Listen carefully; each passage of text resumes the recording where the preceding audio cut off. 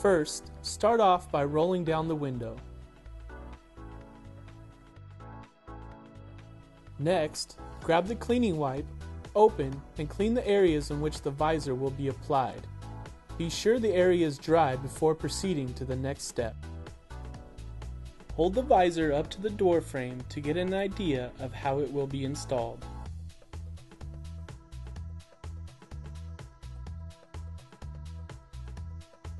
Now we're ready to attach the clips to the window frame.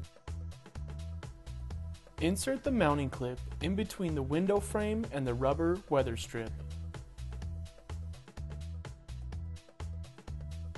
Now, peel back about 2 inches of each side of the adhesive strip.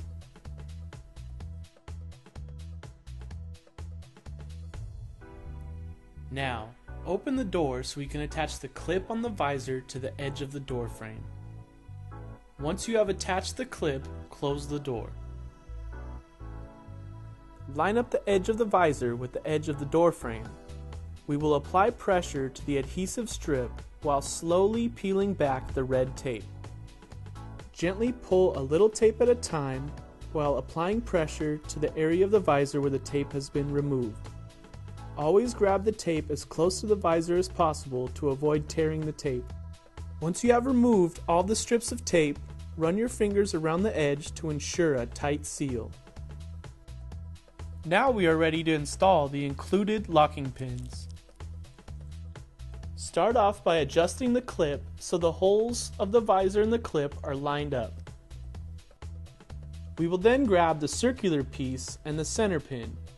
Place the circular piece on the back side of the clip and put the center pin through the hole on top of the visor. Then, grab the locking pin and push it through the center to lock everything in place.